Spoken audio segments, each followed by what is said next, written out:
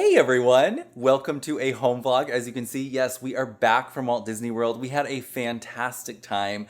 It's funny because we only got a couple vlogs out of that, but only because lately, I think just the way we've been vlogging and our style, it's like our vlogs are longer now. Like right now, I feel like the average runtime is like 40 minutes. So I'm able to put like a lot of stuff in there. But we went for a longer weekend and I was so surprised. I feel like usually we get like 5 or 6 vlogs out of it. We only got 2. But I think they came out just the way I wanted them, so that was perfect. I hope you guys enjoyed watching. We had, like I said, a fantastic time. But yeah, as you can see, we are home, and today we are doing something I think it's super fun. We are making a Thanksgiving dinner, or I guess you could call it like a Friendsgiving, I guess is what they're calling it nowadays. We mentioned this on our live, and I know not everybody watches the lives, but we are actually out of town this year for Thanksgiving.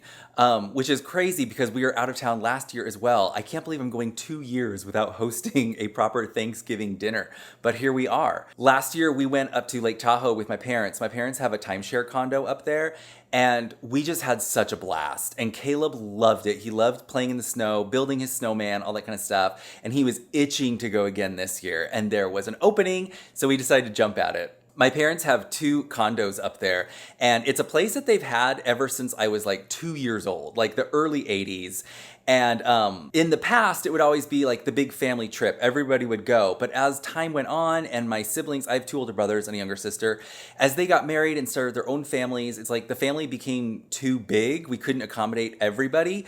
So it became one of those things where every year a different sibling kind of took a turn and went up with their family. Before I start though, if you hear a lot of crazy noise in the background, we have guys in the backyard trimming a tree. We have this giant tree in our backyard that's about to fall into our neighbor's yard, so we had to take care of it. So that's what's happening out there right now. I am very, very excited, but like I said, I was like, oh, I'm not gonna host Thanksgiving again this year. I feel so bummed out. I love doing it. So we figured, you know what? Let's host our own little mini Thanksgiving. We'll invite my niece and her wife over. I'll just make a small turkey. And then Steve was like, let's do it early because then we can really enjoy all those like leftovers over the next week or so. And I was like, okay, let's do it. That sounds amazing. So yes, that is what we are doing. I am hosting a little Thanksgiving dinner and I figured let's vlog it because I know you guys love this stuff. You love to see like how I entertain, what I'm gonna make and all that stuff. So let's get going. Yeah, in case you were curious, yeah, that's the tree. Look how big it is. But it's starting to fall over into the neighbor's yard. It's like actually like pushing through the wall back there. So we had to take care of it. So that's what's happening right now. One of the nice things about today also is that because I'm just doing this kind of like mini Thanksgiving, it's kind of nice to be able to just kind of like scale down my recipes and I don't have to make so much. Usually when I entertain, we invite everybody who's available. So I usually have to take like my stuffing recipe and quadruple it. I take my mashed potato recipe and I have to make it like 5 times and we still run out. So it's kind of nice that I get to make all those fun foods, but I don't have to go overboard, right? Excuse the messy fridge, but I've got my potatoes ready to go. They are just peeled and cut up and they're just soaking in water. So all I have to do is like pour this into a stock pot and get them cooked to make mashed potatoes. Right here, I've got my giblet stock, which I made yesterday. That's gonna be for the gravy. Last night, I made a pumpkin pie, and I used a frozen pie crust, a Marie Callender, so that's why it's in this tin. But I did make the filling. Sorry, it's getting out of focus here. Okay, our fridge is such a mess because Steve is the kind of person who will literally save like 2 tomatoes. It's like, okay. I have mentioned this before when I've done Thanksgiving videos. I like to do all the heavy lifting the day before. Try to get as much prep done as I can so there's less to do on actual Thanksgiving Day. Because not only does it make it just like a little bit less stressful, but then you have more energy. You're not like sitting at the table ready to eat and you're passed out falling asleep. But, so yeah, yesterday I made my pie. I did a lot of the chopping. I just put everything in Ziploc bags to keep them fresh. You can build your casseroles in advance. Like if you're gonna make green bean casserole, you could do that the day before and then just heat it up. But yeah, I didn't do as much yesterday as I usually do just because it's a smaller Thanksgiving. But yeah, I am so excited. I don't know if I mentioned this to you guys. We finally have a new Williams-Sonoma. It opened up earlier this year and it's only like 20 minutes away, maybe 25. But it's so nice. So I went up there yesterday and just got a few things. I got, you guys, I've raved about this so many times, the focaccia stuffing. This is my favorite stuffing. It is so good. And I make it just as is. So it comes with the breadcrumbs and then the recipe on the back. I just add the onion, butter, celery and stuff. And then I always dress it up with these. I get these whole chestnuts and I just kind of quarter them in.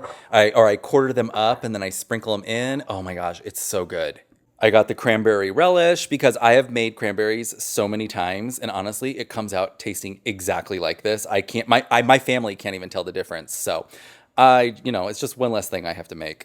But right now, I'm going to get started on the green bean casserole. That one I do make from scratch. Oh, by the way, I don't know if I talked to you guys about this before, but I'm using this book. It's from Williams Sonoma. It's called The Best of Thanksgiving, and it really is the best. There are so many great recipes in this book, including like cocktails and stuff. Oh, this is also where I get my pumpkin pie recipe because it is the best. I have tried to make pumpkin pie for years, and I was always unsuccessful. The first 2 years, it was so bad. Maybe I'll talk about that later. But I then moved on to like a Martha Stewart recipe, and it was like okay. It didn't taste that great. And then one year I tried the recipe from here, and I was like, I struck gold. The pumpkin pie recipe in this book is like, it's super spicy. It's so good. I love a good spicy pumpkin pie, and this one's it. But this book came out like years ago and I didn't buy it and I always regretted it. And finally I found it at like a used bookstore. It was like an online used bookstore and I bought it and I was so happy to have it. And then just this year we went to our new Williams Sonoma and now all of a sudden it's back. They had a ton of copies. And yesterday when I just went, I realized they still have copies. So if you are interested, I highly recommend this book and it looks like it's still available at Williams Sonoma stores. One of the no fun things about making green bean casserole is blanching the green beans, but it does help them cook a little bit better. Plus it keeps them nice and vibrant and green. So yeah, I basically just plunge my green beans into boiling water for about 4 minutes. It is salted, by the way. And then after 4 minutes, I then just plunge them into ice cold water. The ice water bath stops the cooking process. And so then I'll just like strain these out, dry them off. And then you've got these really beautiful, vibrant green beans that will retain their nice color throughout the baking of the casserole. Over here, Steve is making a mess. Oh, you are? No. I'm not even looking over here. I'm just like, I'm doing my own thing over there. I'm like, I know I shouldn't be doing this because I'm probably creating more chaos in the kitchen than what I should be, but I'm making a dip. Oh, okay. So you're making like an appetizer for us? Yeah, exactly. So if people rather have something to nosh on, it's always nice to have something that is ready for when people show up. You asked me to get... Oh, sorry. I went to the grocery store first thing this morning, and I saw you added pepperoncinis to the list. Was that for this? No, it's just something that we ran out of the kitchen. Oh, okay. So, yeah. But Steve also got us some nice fresh flowers we can have out. This will be great. Yeah. And you guys know me. I'm just going to go big. I want to use my new brand... Okay. Oh, my gosh, you guys. So for those of you who have been with us for a good long while now, you know... I lost my Thanksgiving linens about, like 2 years ago now, I think it's been. Is it 2 or 3? I don't remember. I think what happened was I hosted Thanksgiving and I put all of the linens into a dry cleaning bag, took it to the dry cleaners, and then completely forgot about it. And I think the dry cleaners just got rid of it. But I had like 3 really nice Williams Sonoma Thanksgiving themed tablecloths. And they're just gone. And I was so bummed out because one of them is actually goes with my turkey plates. You can't really see them. I have them in my display cabinet right now. But I got some really nice Williams Sonoma Thanksgiving turkey plates back in 2012. I know that because they're dated. And I got the corresponding tablecloth. So I thought it was really cute that I had this like really fun festive table where everything matched. It's gone. I don't know what happened to those linens. They disappeared, never to be found again.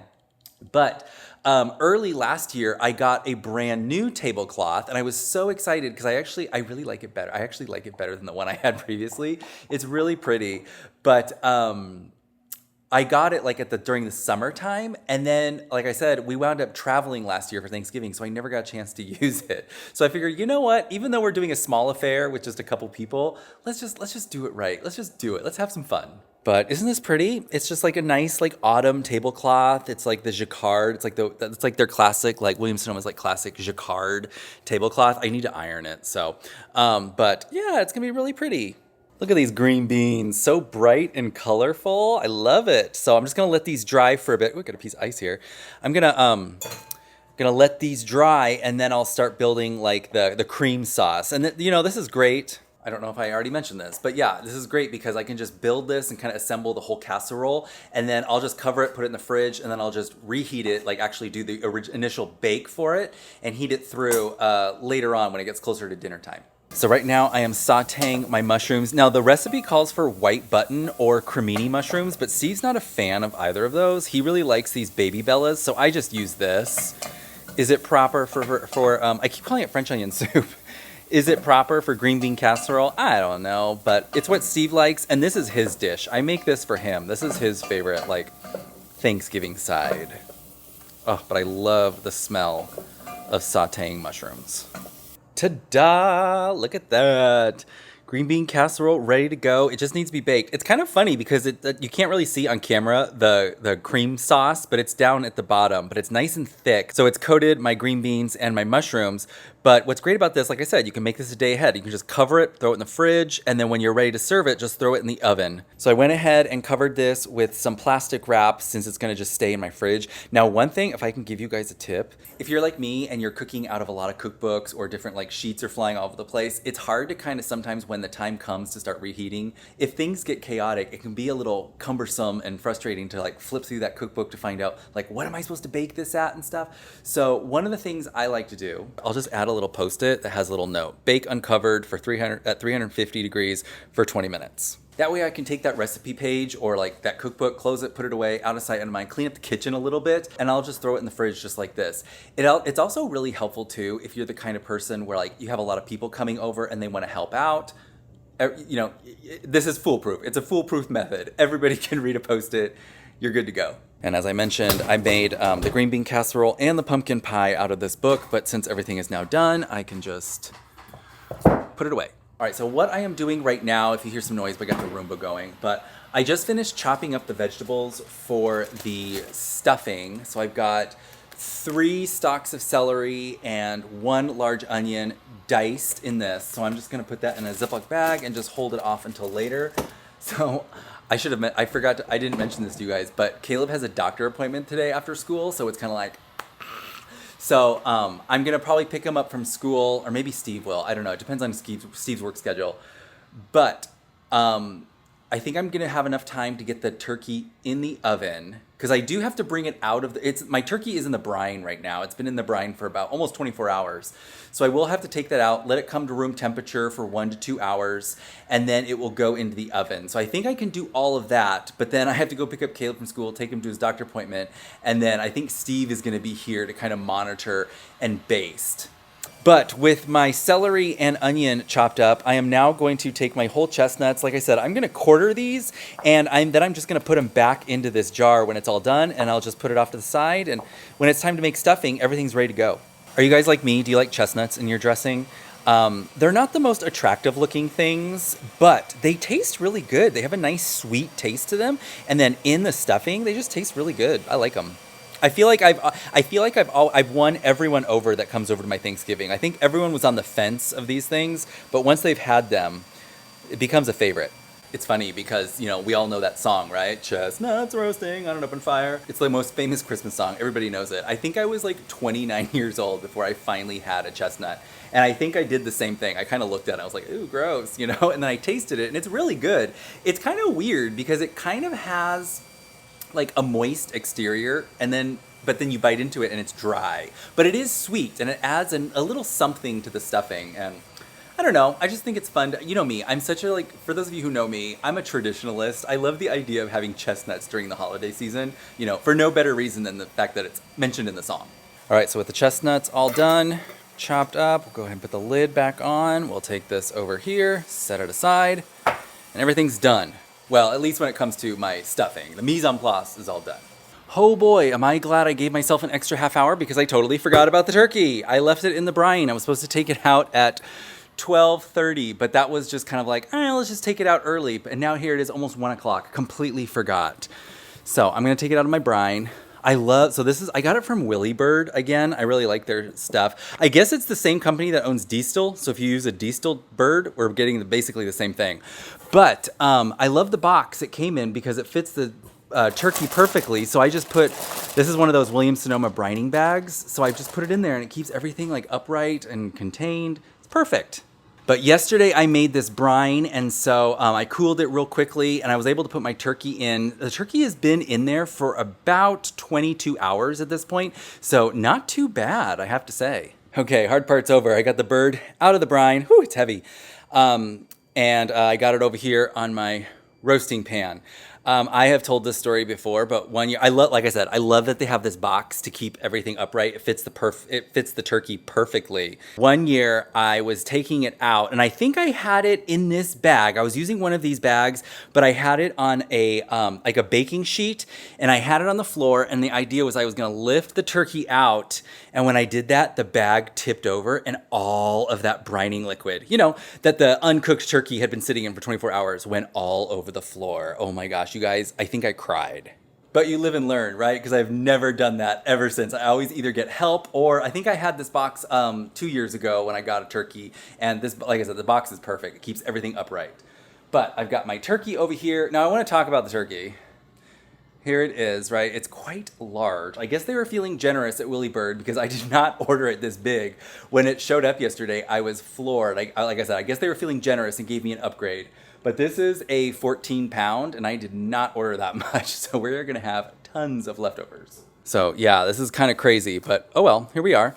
I'm just now I'm gonna pat it dry with some paper towels, and then I let it sit at room temperature for 2 hours. You do not want to, remember that scene in Christmas Vacation when they cut open the turkey because they put it in too early? You wanna let it rest and come to a nice, room temperature before you put it in your 450 degree oven. Right, so we are continuing a Thanksgiving Day tradition. Yes. So I know this is not a national chain, but this is Jack in the Box, and we think this is a Western chain. So I'm not sure if it's west of the Mississippi or not, but we planned for a very nice, extravagant dinner by phoning in for lunch. They have the best tacos. They are so good. So this is our tradition. Thanksgiving Day, while we're cooking Jack in the Box tacos. Here we go.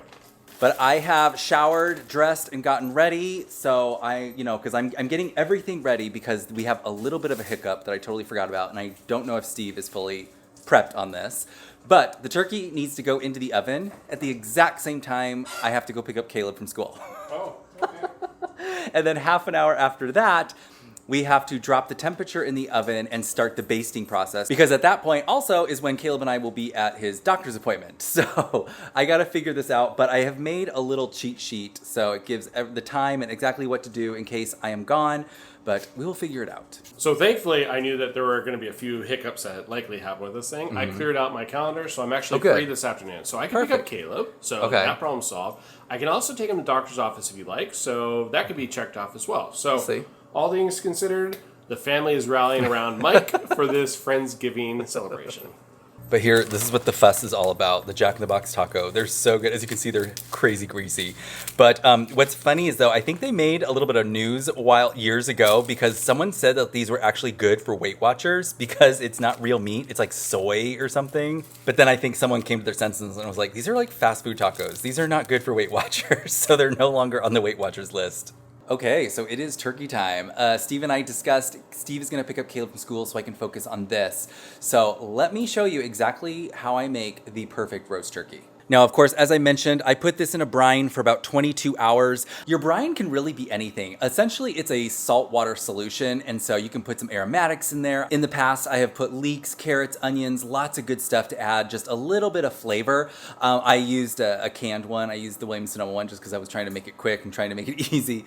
But it really does add a lot of flavor to your turkey. It seems kind of crazy to soak a turkey or any kind of meat, or any kind of poultry or meat in salt water, but you would think it dries it out. It actually does the exact opposite. It makes it very, very succulent. It gives you a moist bird, and it's the only way I do it. But over here on the stovetop, I have melted a stick of butter. So to that, I'm going to add 1.5 cups of a dry white wine. I'm using a Sauvignon Blanc. I think you guys can see me. This is kind of an awkward angle because I want you to be able to see me, but I want you to be able to see the turkey as well. But here I've got my turkey. I don't like it when people leave the wings out like this. I feel like it just looks kind of hokey, but also it's gonna roast better and more evenly if the wings are tucked and flipped under. And I'll show you what I do. I just take these wings and I just kind of push them backwards, just like that. And you can also take this like weird little piece of skin on the neck flap. This one isn't very, very long, but sometimes you'll get a turkey that has a really long one. You can actually kind of push it under and then use the little wing tips to kind of hold it in place. I don't need to do that with this one because it's so small. But there you go. See, I think that just has a nicer presentation when the wing tips are tucked under.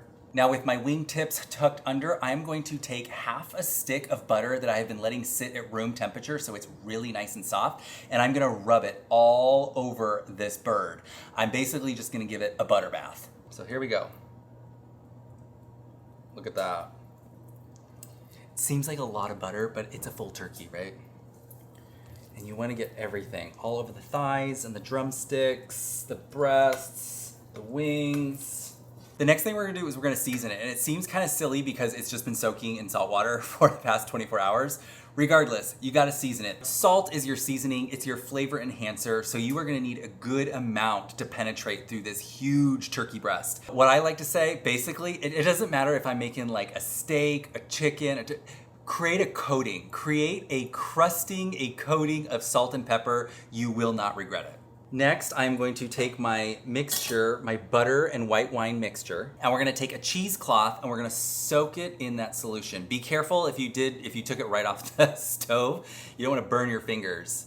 I guess I should have probably let this cool for just a bit, but hey. So while we wait for that to cool, this will be a great time to truss the turkey. Make sure you get a good long piece, and what you do is you just put it around the neck, and I bring it up and around my drumsticks, and then you just tie them together. Oops. I like to get them good and tight. And if it takes a couple times, it's not a big deal. You're not gonna get it right. You're not gonna get it perfect the first time. That actually looks pretty good to me. But when you have your bird trussed like this, it's gonna cook very, very evenly, very nicely. And it's gonna make, when it comes out, it's just gonna make for a really nice presentation. So now I will take my cheesecloth, and it's very, very hot, so I had to wring it out. You wanna just gently, gently wring it out. And then we're gonna cover our bird, mainly the breast. So this looks pretty good to me. Is it absolutely perfect? No, and it doesn't need to be. Basically, you just kind of wanna cover it. Like I said, the main thing is the breast and the drumsticks, but this will help with the basting and kind of keep it there for just a little bit longer while it's in your oven. But this looks great, and it's exactly 3 o'clock. So this is gonna go in the oven. I'm going to take this. As you can see, you're gonna have a lot of the butter wine mixture left over. Just keep it over here on your stove. Don't put it over any flame or anything, but that's what you're gonna use for additional basting liquid. But let's get this turkey into the oven. Again, it is preheated at 450 degrees. It's gonna go in there for half an hour. I was just looking at that footage. It looks so awful. I'm all like, hey guys, what's up?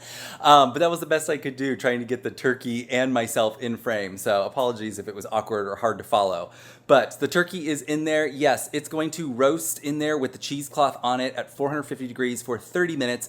After 30 minutes, we're gonna drop the temperature down to 350, where it will stay for the duration of the cooking of the turkey. And the cheesecloth will stay on there for an hour and a half, but we're gonna baste every 30 minutes. Okay, so I'm starting to get some of my equipment out that I'm gonna need. Like I got my gravy separator. This is like the best gravy separator ever. Let me talk to you guys about it for a second. I can't get it out, but can you see it back there? See this one here? That's like the old school classic style gravy separator, and it was my first one, and it's really great. But then I got this one where you just kind of pour everything in, and it's already got like the built-in like mesh screen, so it catches all the big stuff. But what's nice is that it all settles, and then you just like flip this little like doohickey thing, and then the stuff comes out the bottom. It's so nice. I love it. But I'm gonna confess something to you guys. I got this turkey baster and I am so dumb, you guys. See how it came? It came with this thing, but it came with that thing and it was inside it here. And so for the longest time, I thought you had to use this turkey baster with that inside. I just assumed that this little brush thing, I don't know, collected like impurities and particles. And I always struggled. I was like, this is the worst turkey baster ever. It doesn't work. I'm not kidding you. It took me like 14 years to figure this out. only to find out that this thing is not supposed to be in the turkey baster. This is a little tool they gave you to clean it out when you're done using it. I am so dumb, you guys. So one year I had that aha moment and I was like, oh, now it makes sense. And then I started using it. I was like, this is the best turkey baster ever. I'm having no problems with it. All right, we are quickly approaching the half-hour mark, so I'm going to drop this down to 350 degrees. Oh my gosh, you guys, it already smells so good in here. But as you can see, this cheesecloth dried out really, really quickly. So I'm going to take my turkey baster, and this is our butter wine sauce, and I'm just going to... Now, you can brush it. I just find this easier. If you don't want to use your turkey baster, you can also use a brush. This works. Actually, this kind of works a little bit better, to be quite honest. And then back in the oven for 30 minutes. Okay, so now it has been an hour and a half. So now is the time when we remove the cheesecloth and then we just continue basting it and just check the temperature, get it to 165, basting every 30 minutes. With the cheesecloth removed, you can see how we're looking. It's looking really nice and golden.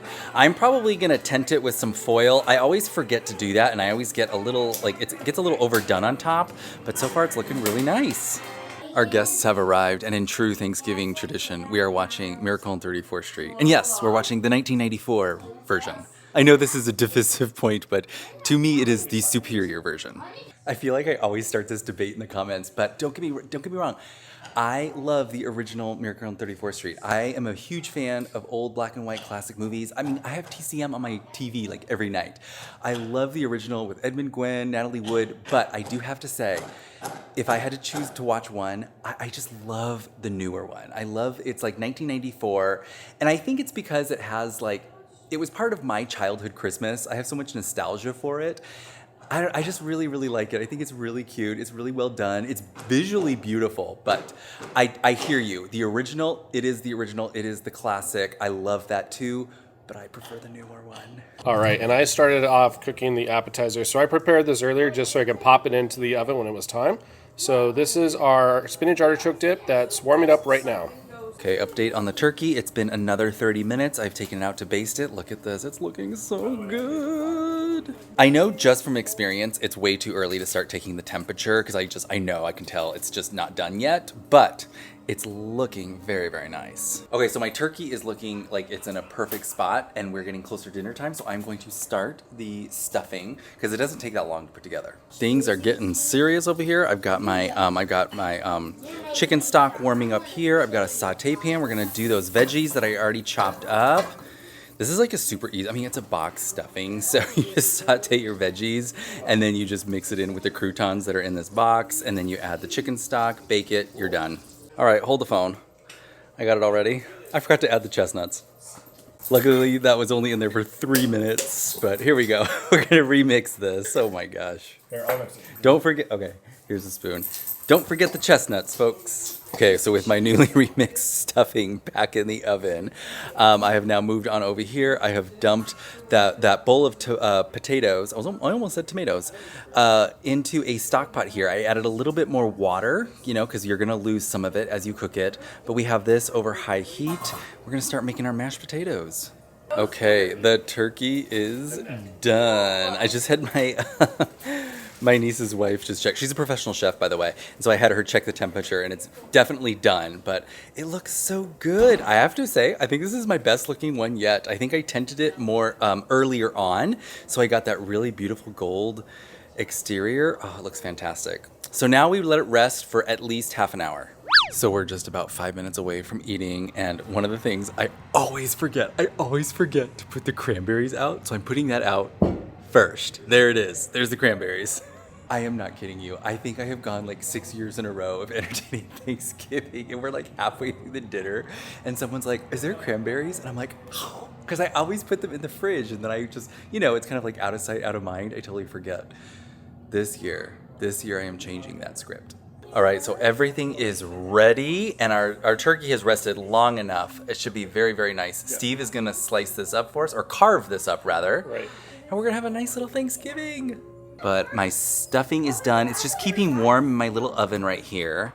I've got the mashed potatoes. Steve completed the mashed potatoes. We got those keeping warm. And the gravy is just 3 minutes away from being done. Steve has this all carved up and now he's making it all nice and pretty. Check it out.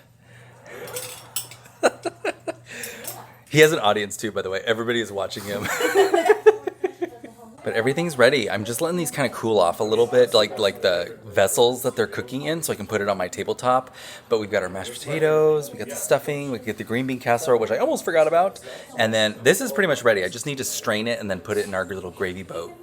All right, here it is, folks. Our little Friendsgiving. I think it looks great. It's Thanksgiving, you said. Now, why did you say friends? Because it's a little bit before Thanksgiving, so we're calling it Friendsgiving. Oh, look at a bird feeder.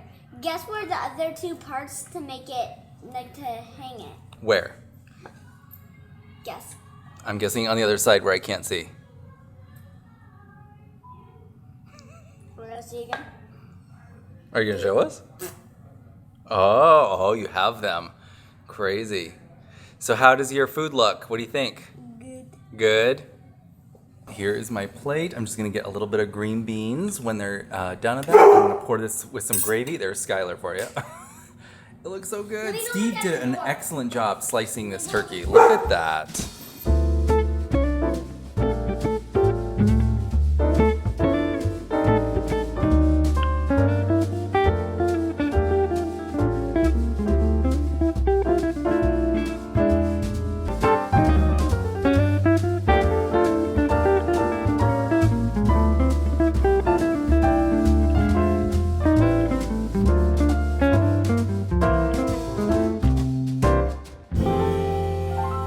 Holy moly, was that dinner delicious. It was so good. I know I'm like patting myself on the back, but it was so good. It turned out so well. I was so happy. You know, there's nothing more frustrating than when you spend all day cooking something like that and then it just like, you know, it doesn't live up to the expectations. But I think it turned out really great. Steve was super impressed. I have to admit, he even gave me a huge compliment on the green bean casserole because I had some and I was kind of like, I felt like that was like the dish that didn't really wow me, I guess you could say. But Steve really liked it. So, and then after that, we dug into the pumpkin pie and it was chef's kiss. It was so good. Oh man, I just love that spicy pumpkin pie. It was just fantastic. And needless to say, we've been chowing down on the leftovers. It is actually a couple days later. And just this afternoon, Steve made that classic, his famous Thanksgiving leftover sandwich where you just take all of that stuff, the mashed potatoes, the stuffing, the turkey, the gravy, the cranberry, and you just put it on some, so Steve made bread. He busted out the bread maker the other day and made homemade bread. And you guys, the sandwich, the leftovers were just absolutely spectacular. We're still living in a food coma. But yes, so it is Sunday. We have just been having kind of a relaxing weekend, not doing much, just hanging out in our food coma with our leftovers. But yesterday, you guys, I'm so excited because Wicked for Good comes out next week. But yesterday, the movie theater that we like to go to was playing the first film, and we weren't doing anything, and we were kind of bored. We were getting stir crazy, and we're like, let's just go. I mean, we own the movie. We've watched it, you know, probably 36 times. I can't even tell you. But we were just like, let's just do it. Because it was playing at the movie theater where the place we go to, you just sit down and you order from your phone and they bring you the food. And you can get like a full dinner or meal there. Like we get the burgers. Caleb got a milkshake. And I was like, you know what? This is like my comfort movie. Let's just go. And it was fantastic. We had a nice time. We saw Wicked for probably the 97th time, but it was a lot of fun. But I am just getting super hyped up because I've got some news for you. I am so excited. Tomorrow, I get to go see Wicked for Good. I am so excited. So it comes out Friday, right? Which means most movie theaters will start playing it Thursday night. And then there's like early screenings that are happening on Wednesday. But I did the thing where it was like I got up like at the crack of dawn and I went on because they were doing some kind of partnership with Amazon Prime and Fandango. And I was able to get like the super early screening. So I am going tomorrow night, Monday, and it's really cool because it's playing at my favorite theater. It's playing at our local theater up the street that has the Cine Excel, which is like the biggest theater in Arizona, or the biggest screen, I should say. And so, you guys, I am so hyped.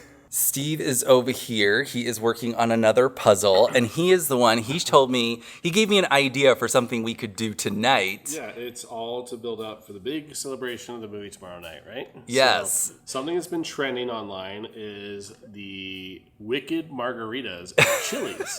Yeah, you sent me this like TikTok, and I'm like, what is this? Yeah, so apparently it's a thing. So a lot of people are loving the margaritas that are being offered at Chili's, and I said, we have no dinner plans. We've been home all day. Yes, we've been doing our own we're stir crazy. Activities. So let's go to Chili's. And we haven't been to Chili's in a really long time, so I'm kind of like interested to see like what they got and what this is going to be all about. Yeah, it's a wicked experience. All right, here we are at Chili's. Okay, they have the Witch's Brew Marg and the Good Witch Marg, $6 each.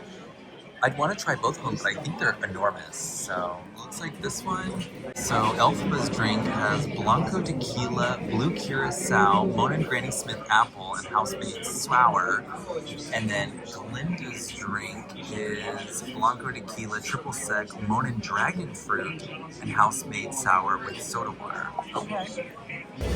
Okay, so we are here, and we placed our order. The only bad news is they don't have the Glinda, like the mixer, the little wand. Yeah.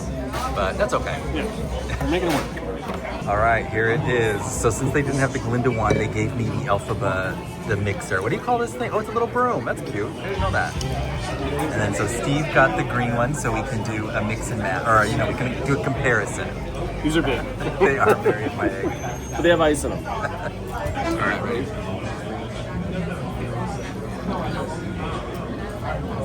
It's good. Yeah? It's not your margarita. It's very sweet. Okay, all right. Well, at least it's giving pink vibes. So that's good. good. It tastes good. All right, now Steve's gonna go for his. This is quite the glass. I wonder if we make our martinis at home in this thing. Oh my gosh.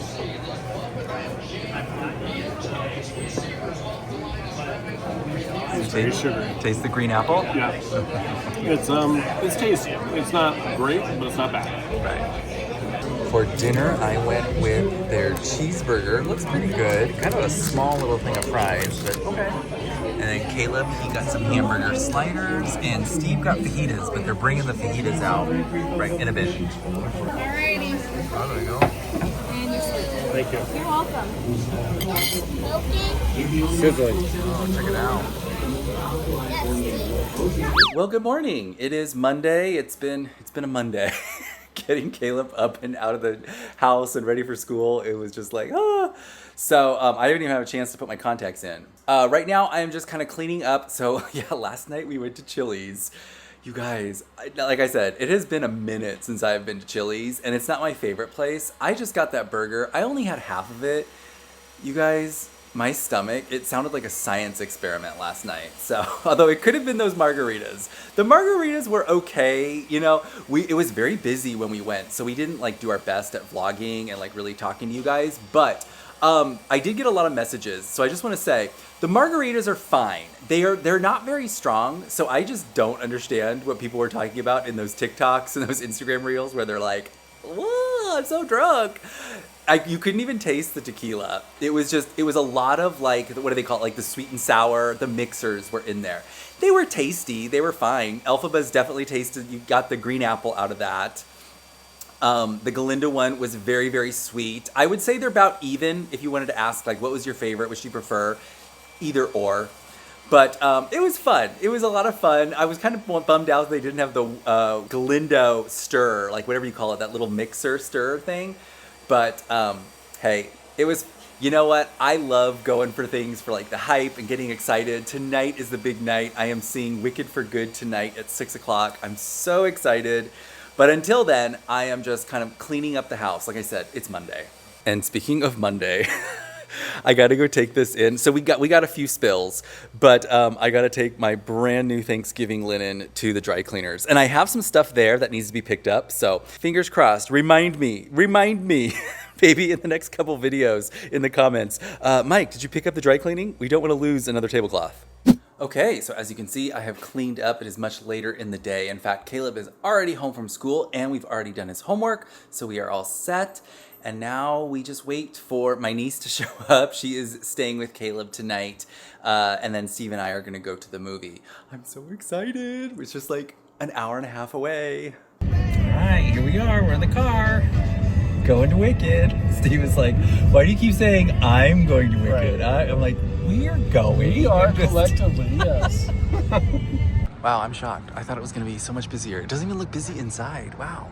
Can you see that? Holy moly. But yeah, here we are. We're at the Santan Theater. They have the largest screen in Arizona. That's what we're seeing. But I mean, we are early, so. Okay, so we scanned in. Like I said, it's not super busy yet, but they have Wicked cocktails here. So I'm gonna try the Glinda, and I think Steve's getting the Alphabet. So the Glinda one, it's called the Glindified, and it's Malibu coconut rum, real lychee puree, lime juice, grenadine, club soda, Sprite, and mint. A lot going on there. And then the Alphabet, we have the Emerald Sip, and this is Jameson Irish Whiskey, creme de menthe, sweet and sour mix, Sprite, and maraschino cherry. That's so fun. Oh, and you can make it a mocktail. That's cool. By the way, if anyone was curious, Harkins Theaters, this was my very first job when I was 16 years old. I didn't work at this location, but Harkins Theaters, 16-year-old Mike, this is where I was. Oh, here we go. Check them out. So they did have specialty cups, but I was like, I'm not gonna do anything with it after that, so I just went with the classic, like, just the regular cup. But yeah, I got the Glinda, Steve got the Alphabet, just like last night, actually. Chili's. All right, we'll let Steve try yours first. Okay, here we go.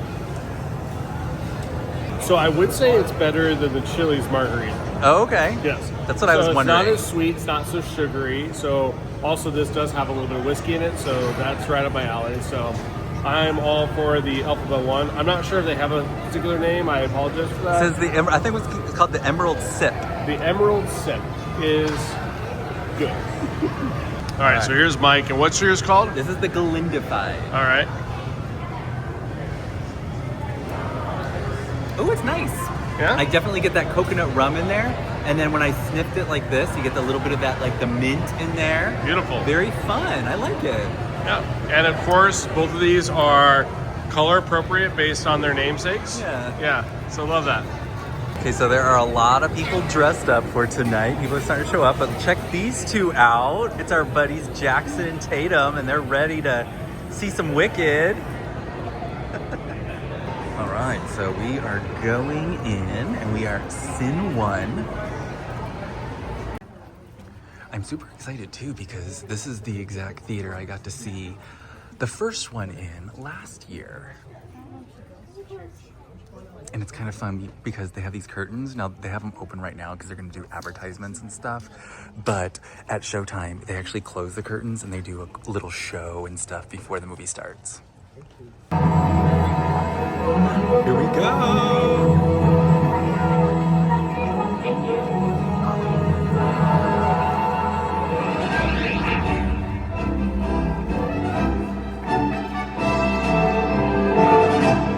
Oh my gosh, you guys, I loved it. It was so good. As you can see, it's a couple days later because you guys, I walked out of there. I needed to process for a little bit. Steve was like, are you gonna film? And I'm like, I need a minute to kind of collect my thoughts. But yes, I have had some time to think about it. You guys, I really liked it. Now, I do have some points that I want to point out.